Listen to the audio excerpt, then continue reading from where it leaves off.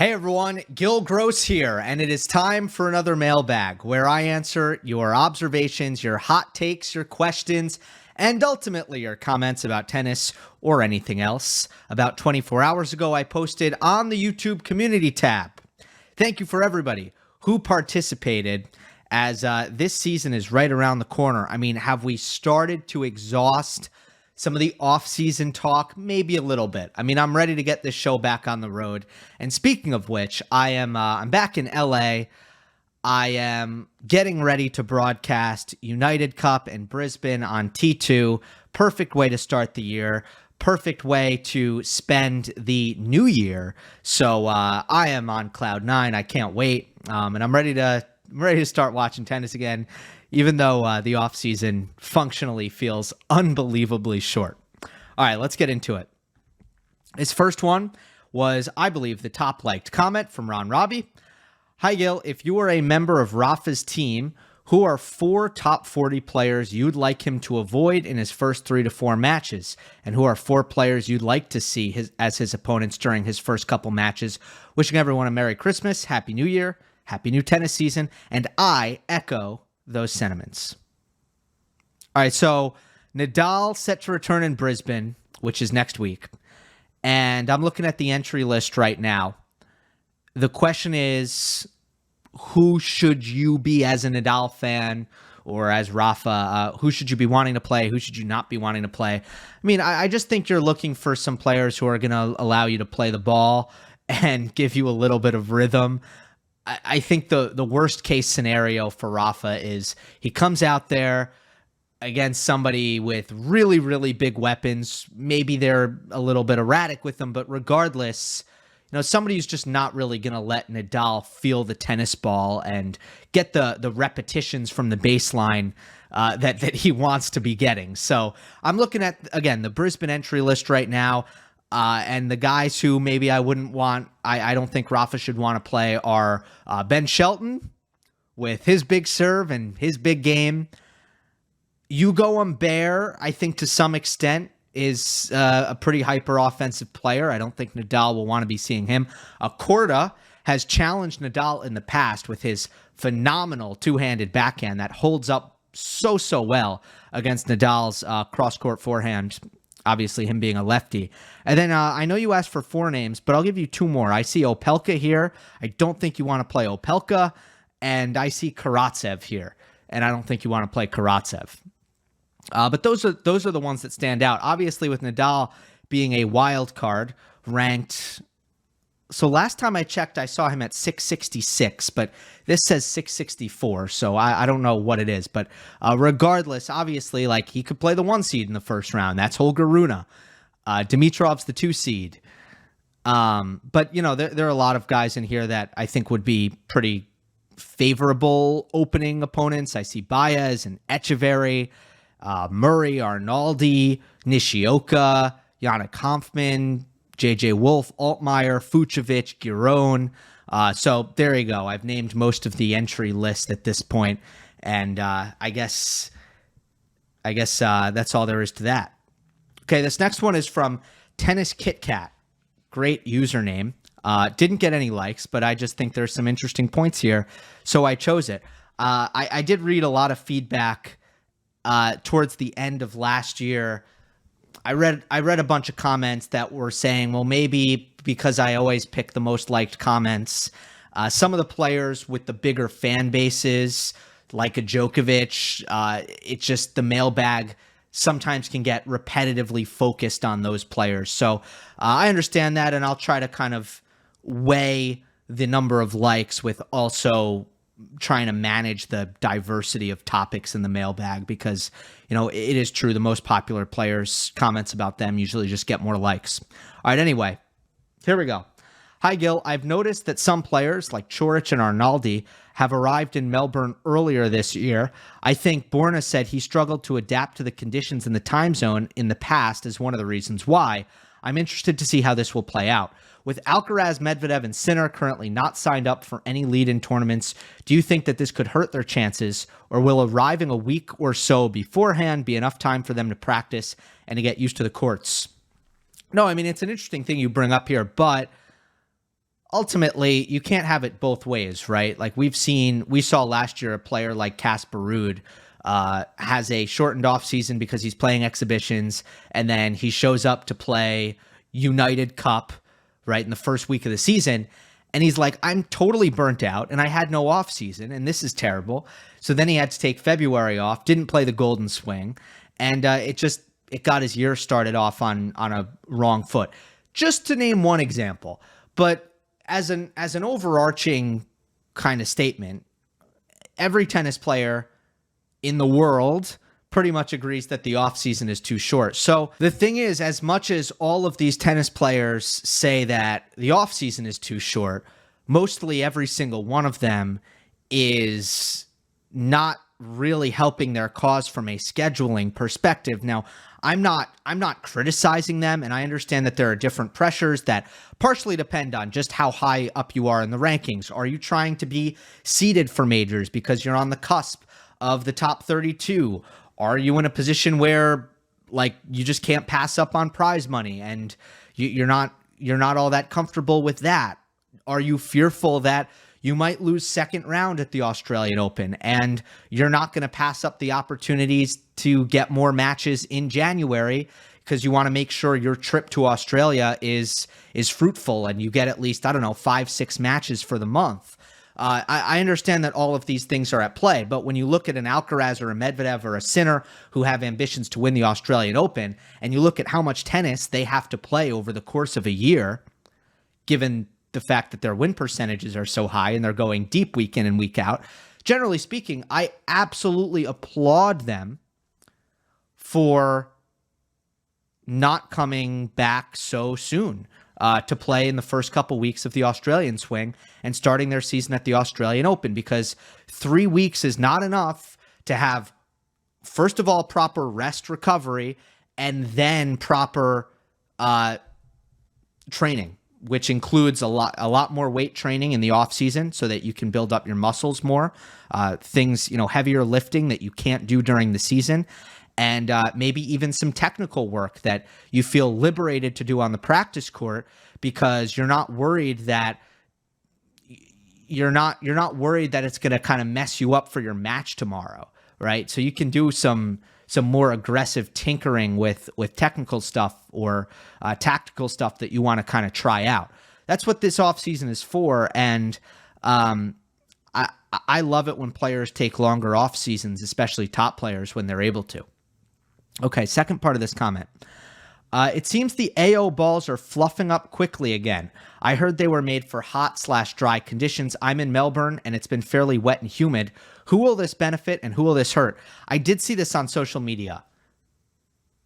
I saw very, very fluffy Australian Open Dunlop tennis balls. It's going to be interesting to see like what the sentiment in the locker room overall is on these balls, because they were somewhat unpopular last year, but if they're going to get really, really big and fluffy, it just means they're going to move slower through the air. So it's the players with the extra muscle, the extra power to be able to get the ball through the air a little bit quicker to make up for the fact that the ball is less aerodynamic and maybe even a little bit heavy. The players who can make up for that with their own natural power are going to be the players who are able to overcome it. It's going to be the lower power players who struggle with a ball that's fluffing up a lot. From House of Leaves. Hey, Gill, what do you think our expectations for Hamad Medjedovic should be in 2024? The first 4 NextGen Finals winners either became top players or had a standout victory the next year. Nakashima broke this trend. Does this mean we shouldn't expect anything spectacular from Medjedovic? Well, it does feel like the NextGen Finals, in terms of the strength of field, has lost a little bit of steam since the first couple editions. But I'm really glad you asked this, because I wasn't able to cover Medjedovic formally on the channel, and I did want to, so thank you for asking a mailbag question about the young man from Serbia. I thought his performance throughout Jeddah was really, really impressive, especially if you look at the final against Arthur Fils, which he won in 5 sets. He should have won all 5 sets. He dominated Fils. He had set points in every single set, and his nerve management was really bad. He was a nervous wreck in the first set and the fourth set in those tie breaks. He made big mistakes in the tie breaks, and that's why it ultimately went 5. But he outplayed Arthur Fils from start to finish in that fast 4 format. And by the way, after the first set and the fourth set, when he kind of had those meltdowns, both times went to the bathroom, came back, and he was good as new. He was able to put it past him. So mentally, he's a highly emotional player, but it was good to see him be able to turn the page on some disappointing, kind of choky tie breaks. His serve forehand combination in Jeddah was dominant. He was racking up the aces. He was generating forehand winners from behind the baseline with relative ease. His serve +1 was a monstrous obstacle for his opponents to get past. So my comp, like, he kind of reminded me of Berrettini, honestly. So I think the real question when you look at Medjedovic's ceiling, how good can he be? The question is, can he be Berrettini with the backhand? Similar to Matteo, he's a big, strong guy, carries more weight on him than most tennis players. It's going to help his strength. It's going to help his power. It's going to hurt his mobility. So I don't think he's ever going to be a great mover. Maybe he can prove me wrong in that area. Again, this is all early reads. I hadn't watched Medjedovic that much, but I did get to watch him a lot in Saudi Arabia. His two-hander is definitely better than Matteo's. So if you're looking at what's the best case scenario for Medjedovic, I think you're looking at Berrettini with a two-hander. Plain and simple. Nicolas Jarry also maybe wouldn't be the worst comparison in the world. My question marks right now are, one, his conditioning. On a quick indoor hard court, you're not really going to see that tested as much, but he had a little bit of a cramping issue in his first match. That raised an eyebrow for me. Is he comfortable when things get more physical? Is he comfortable in, hot outdoor conditions, which, a large portion of the tennis calendar is gonna be in? Does his consistency drop outdoors? Does his spot serving dip? Does he make more errors on his aggressive forehand? I'm not as much concerned about those things compared to the physicality. But the other thing I saw, as I kind of mentioned, he was definitely a different player when things got tight. I think the word I used is a nervous wreck. So nerve management, physicality, those are kind of my question marks right now. But the weapons are there in spades. The weapons looked phenomenal in Jeddah. So I'm really excited about Hamad Medjedovic. I think he can be really, really good. Next one is from the Bean Seller. What kind of beans? That's my question. Jelly beans? Coffee beans? Please clarify. Okay. Hi, Gill. My first mailbag comment, but I've been enjoying your content for a while. Thank you, and welcome to the YouTube community section. All right. I'm a little worried that Medvedev's not winning the same tournament twice thing is starting to become a mental block for him. He mentioned it a couple of times in finalist speeches towards the end of the year, so it's clearly on his mind. Do you think it's affecting his ability to play well in the latter stages of tournaments he's already won, or does the streak continue to be a coincidence? I bring it up partially because he's kind of running out of big tourneys on hard courts. If he wins the AO, maybe Klavedev will come out in full force. A related question, if/when Medvedev does end up winning a tournament twice, which one do you think it is most likely? I've thought about this. I think it's a good question. Does the I've never won the same tournament twice thing negatively affect Medvedev at tournaments that he's won before? Especially because Daniil is a thinker. Sometimes that probably ventures as far as being an overthinker. And he's obviously hyper aware of this. Very, very aware of it. So it can't be helpful. You never want something like this in the back of your head. But I would also say that it's so illogical and coincidental that if the stars are aligning for Daniil and he's playing an opponent who he feels like he figured out, and he's liking the conditions, and he's feeling good physically, and he's hitting the ball well. All those sensations are there. All of those good sensations that you want on a tennis court. I don't think it's something that where, the mental block of having not won a tournament twice is going to override all of those positive things and sabotage his ability to win a final. I don't think it's that significant. On the other hand, if he's in one of these finals and his opponent is doing something that's giving him a ton of trouble or playing really well, or if physically something's bothering him, or if it's really windy and he's annoyed at the conditions, these things that you don't want. That's where I think when you have a predisposition to something negative in your head that you carried coming into the match, in this case for Medvedev, it would be that he's never won a tournament twice. That's where I think those negative things, those external things can weaken you mentally, make you less prepared to handle those things. So that's how I think something like this would manifest itself for Medvedev. It's a little bit armchair psychology, but this is the best I can do to kind of... This is how I think it would affect him. All right?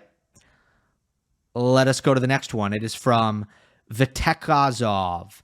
How dangerous will Naomi Osaka be in 2024? I think really good. I think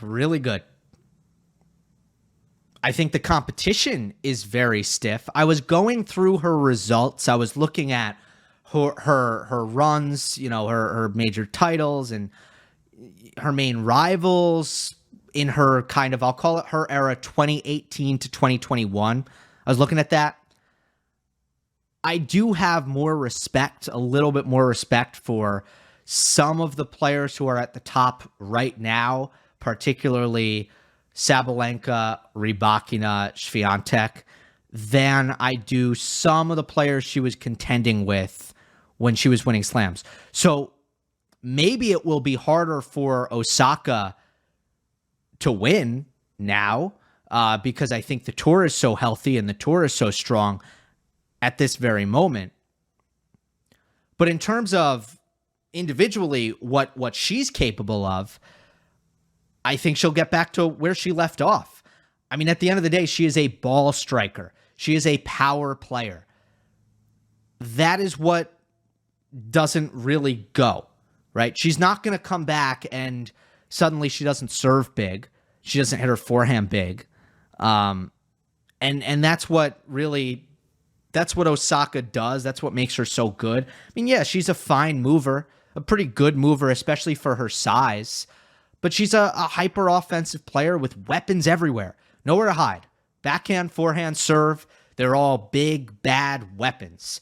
And I expect that to remain the case. The big question is obviously going to be mentally, is she different? Is she more unflappable? Is she happier on the court? Is she more resilient on the court? Because in the kind of the latter stages before she stepped away, so I'm talking end of 2021, start of 2022, obviously, which ended at Indian Wells when the fan heckled her. Yeah, I mean, she went dark super easily. She went dark like that. It only took the slightest thing to just throw her off, and then she wouldn't have much of a chance, and she wouldn't give herself a chance to win the match. So, yeah, I mean, the real question for Osaka is not about her tennis. It's is she a different person and a different player mentally when she comes back? Going to be fascinating, and I really look forward to watching her on this comeback. Next one is from member RS Tucker. Thanks for being a member. You can hit that join button, contribute to the channel, support the channel, $2 a month. I appreciate it. Hi, Gill. What do you think are the pros and cons of the Grand Slam tournaments and the 1000s forming a premium league? I can see the benefits for the players, at least the top players. I can even see potential benefits for fans and potential fans. Would it completely take away the appeal of top players entering current 250 and 500 level events? I love going to the City Open by me as it's a good mix of players and it's very fan friendly. Do you think there is a good chance a proposal is put on the table this coming year? Thanks as always for the great content. All right, so first of all, for those who don't know what Tucker is talking about in this comment, I did cover it in a previous mailbag. I won't repeat what I said there. And this is a different question. But this Premier Tour that this comment alludes to is a proposal that has been reported on. It's been floated. It's been talked about. I don't know how realistic it is. I don't know that there's been any, further movement to push it forward. But it's been talked about that the Masters 1000s and the 4 major championships and I guess the year-end championships, the finals, they are going to merge operations, combine media rights, combine governing bodies, essentially, become one, and to create this kind of premier super tour, which would, I guess, make the calendar easier to follow. Look, I think they're going to give a lot of reasons for that. If this happens, it's just because they figure they can get a massive media rights deal for a lot of money. That's why it would happen, plain and simple. Okay, but you're asking about what happens to the 250s, what happens to the 500s, what to make of the smaller tournaments. I don't know specifically. Nobody does, because those details have not been reported on. So I don't know. But I would tell you, mind the trend. Like, look at what's happening here. What has happened since Andrea Gaudenzi has taken over as the head of the ATP? He immediately said, I want to stretch out the premium product, which means these events that are closer to the majors, they are our best events where all of our best players play. They are at our biggest venues in our biggest cities, and they demand the most for media rights and sponsorships. Let's stretch those out. If that's our gold, why wouldn't we want more gold, less silver, less bronze, more gold? That's the logic. And there have already been casualties. 250s, 500s, small events, there have already been casualties. That is the trend. And it stinks for the locales. It does, because that's the best part of these small tournaments are the communities that benefit from them. That's the best part of it. But economically, the tours mostly make money from selling the licenses and the media rights. They don't really make, I think they make a portion of it, but I don't, their main income is not ticket sales and that kind of thing. So even if the live experience is great at the City Open in Washington, D.C., and it always has been, perhaps the ATP is not bringing in as much money as they are, as they could be if instead they were stretching out another Masters 1000. So look, that's all I'll say. This is not the most insightful answer. I understand that because we lack information. I'm just telling you to look at the trend. The smaller tournaments are increasingly getting swallowed for the bigger tournaments. That's how the calendar has been reformed in the last few years. Effort to stretch out the premium product. But there will always be smaller events because there needs to be a entry point, right? There needs to be a feeder for the main tour. So, smaller events will never go extinct. It's just a matter of who plays them. From user, hi Gill, 2 questions. 1, what do you expect from Korda in 2024? 2, who has more potential, Korda or Draper? I see a lot of similarities between these two. Young, powerful hitters with huge serves. Unfortunately, both are injury prone. This question is even more interesting to me because I watched your top 10 predictions and you mentioned Draper and didn't mention Korda. A good point. Because they are very similar in the respect that they are both capable of a ton and they have been unable to really fulfill their potential because of the injuries. Korda has arguably accomplished at this stage more than Draper. So I'm glad that you're bringing them up together. What do I expect from Korda in 2024? A lot. Top 20 easily. Top 20 finish. No doubt about it. He did good work last year. He started hitting his serve bigger. One of my main issues with Korda before last year was he was an offensive player with good height who just didn't get a lot of speed on his serve. So that was an issue for me. My comparison between Korda and Draper, here's why I like Draper a little bit better. Jack serves bigger. He is more consistent from the baseline. He's truly one of those guys that doesn't miss a lot of easy balls. He's going to keep those unforced error counts really, really low.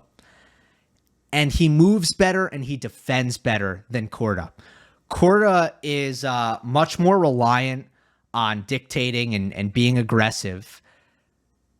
The forehand is a little erratic, and I don't know why. Sometimes I'm perplexed by it because technically it looks pretty good, and it'll go through patches where it looks like a great weapon, phenomenal weapon.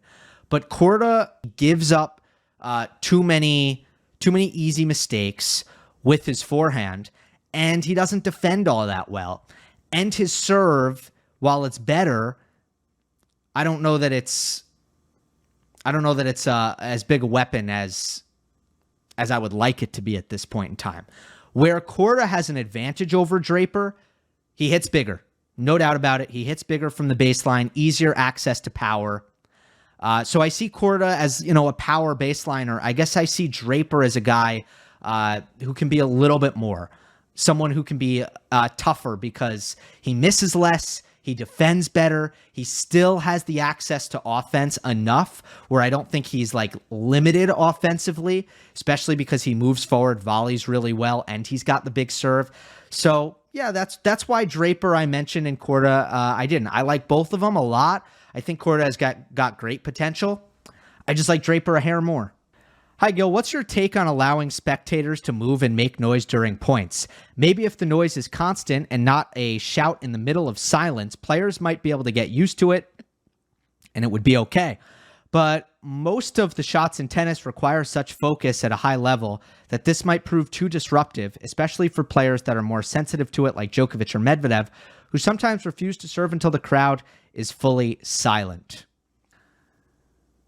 Allowing the fans to make as much noise as they want, it's fine. It's not going to distract the players. It's not going to disrupt them. They're not going to play worse tennis. This has been tested enough, whether it be on the practice courts where the players play practice sets and they're just fine. Somehow they don't get distracted. UTS, the Patrick Mouratoglou startup tour, fans are allowed to speak during the point. The play is fine. Nobody's getting distracted by the fans in the middle of the point. College tennis, I think they play okay. I think it's okay. So there's this idea that, it doesn't work in tennis. You can't do it in tennis. That I totally reject. But, and here's the curveball. Here's where I go the opposite direction that you think I'm going on this. I like the silence. I like the silence during the point. I think it's good. And it has nothing to do with the players. The players will be fine. They can play tennis, again, as you said, as long as they're not expecting silence and then someone shouts out and then that's disruptive and distracting. But if there's a constant noise, the players are fine. I was at a hockey game. I was at a Florida Panthers game just a couple of weeks ago when I was visiting my parents in Florida. And there was a fan behind me. And this happens maybe 1 every 10 sporting events I go to. Guy ruined my experience. I regret now that I've sat through 3 periods of it, I regret that I didn't try to get the usher to move me. The problem was this guy wasn't breaking any rules, right? You go into an arena or a stadium and you don't have freedom of speech. And there's fine print on your ticket that you are going to adhere to a code of conduct, right? That you are not going to be disruptive to the fans around you. You are not going to curse. You are not going to be insulting. You are going to respect everybody, right? There are certain rules. And this guy was just on the edge. He wasn't really breaking any rules. But he had clearly never watched a hockey game in his damn life and decided that everybody around him should hear his stream of consciousness at all times. He was spouting nonsense nonstop at a loud volume the entire game. And I wanted to strangle the guy. It was horrible. Like, he knew nothing about hockey. Nothing. And still thought that everybody was interested in his reaction to everything that happened in the game. It was like the first hockey game he'd ever gone to. The guy was annoying beyond words. And, you know, I also thought about, like, being like, hey, man, you want to be a little less annoying? I wanted to really bad. And, you know, we were in Florida. Everybody's a little bit less intense there. I think in New York, there's no way this guy would have gotten away with what he got away with. Like, somebody would have been like, hey, man, quiet. That's what would have happened in New York. But it was Florida. I was with my girlfriend and my parents. So, and he was with his friends. So if there was any sort of confrontation, I would have been pretty exposed. I wouldn't have been in a good spot with my parents and my girlfriend. Would have been a 1-on-3 battle. So I was too afraid to say anything. Anyway, I think that the silence thing at tennis tournaments, like, it just keeps everybody focused, keeps everybody locked in, and you kind of, it's a nice match experience where you go to a match and you do watch the match, and you don't have somebody behind you who is, you know, nonstop talking to the person next to them about how they hate their ex, and, oh my God, did you see what he posted on Instagram?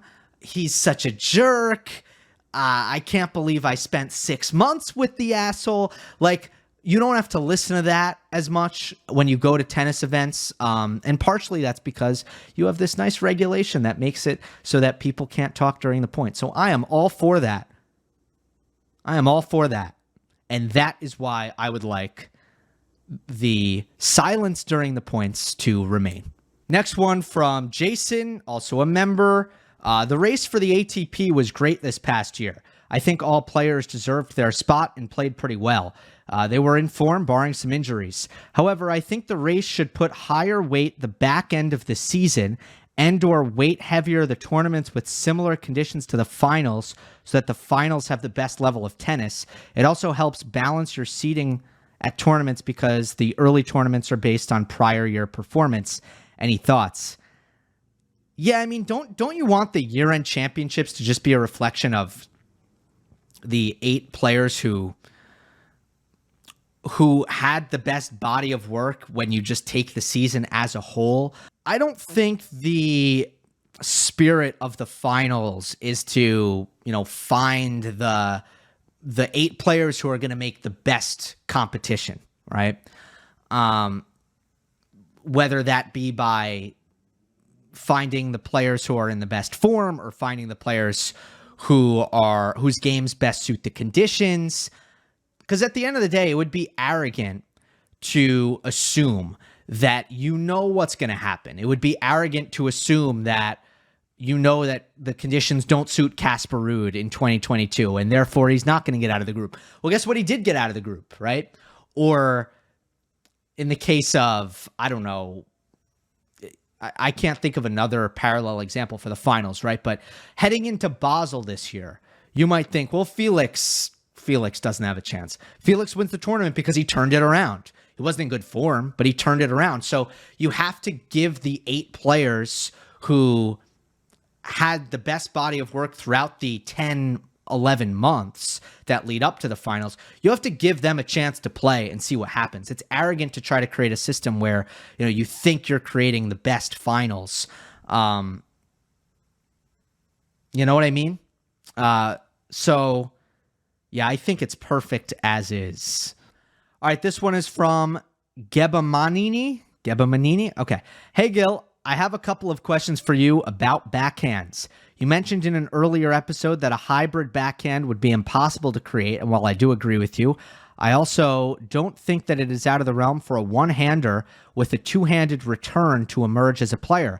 While both strokes are basically equal from the ground in terms of advantages and drawbacks, the two-hander dominates in the serve-return dynamic. And if youngsters such as Teo Davidov can create ambidextrous forehand games, I don't think that it's a stretch for something like this to emerge. I still think it would be so hard to do this, to create a world-class. And when I say world-class, I don't mean like best on tour. I just mean professional level, two-handed return to go along with a professional level one-handed backhand. There are so many different mechanics and different sensations. And then, you think about the repetitions that you're losing. Like essentially there's a relationship between your backhand return and your backhand ground stroke. It's a strong relationship. And it's one thing figuring out how to abbreviate your take back on what would be your regular backhand ground stroke and making that your return. It's a whole nother thing having to deal with a completely different technique where you're relying on solely your right hand for one backhand and then very much your left hand for the other backhand. And to get both of those things good is so hard. And there's also the mental aspect, which I bring up right now because it's kind of topical, because I recently got some really good advice from Paul Anacone's brother, Steve Anacone, who I've been working with in Tucson. I was hitting my backhand slice a lot, and I was having a lot of trouble on my two-hander in terms of confidence. It was erratic, and I just wasn't controlling it, and I was not confident. And Steve was like, your slice is basically making your two-hander worse because you're relying on it so heavily. And your two-hander, you're not going to get out of this rut. You're not going to make it better until you start hitting your two-hander. Not occasionally. Like you have to force yourself to hit it. This was great advice. He was so right. I had to stop slicing in order for my two-hander to get better. I just had to mentally get in that spot where I was decisive and confident about my decision to hit a two-hander. And that in itself made it a lot better. Not to mention the fact that I could get a better feeling for it because I was hitting it more. So I think that same thing would also kind of play in. The more you're having to deal with, the harder. The more different techniques you're trying to juggle at the same time, the harder it is for you to just execute. And that's what I had with my slice and my two-hander, where one of them went off the rails. And it was a lot easier to get that one under control when I isolated it, focused on it, and threw the other technique away for a little bit. Even if it was good. My slice is good.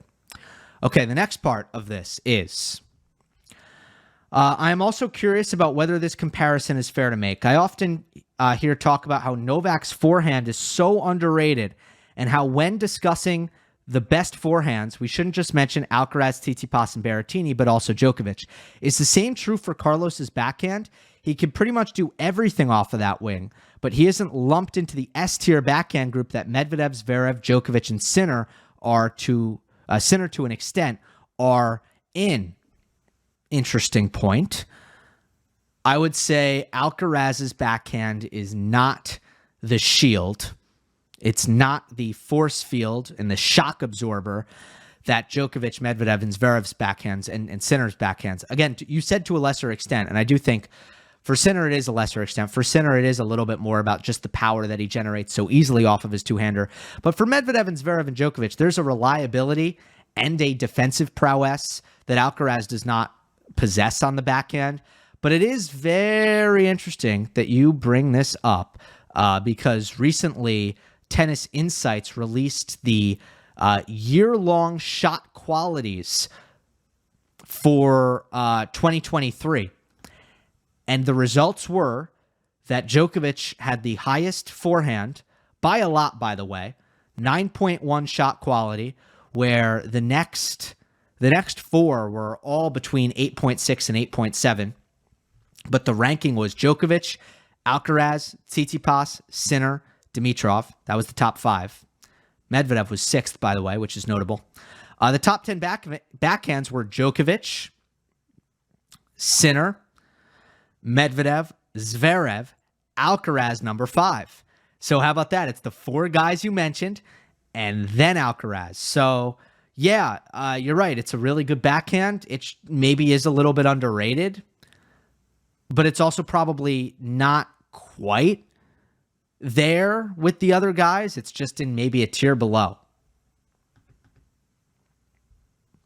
Okay, next one is from Jonathan Basmonti.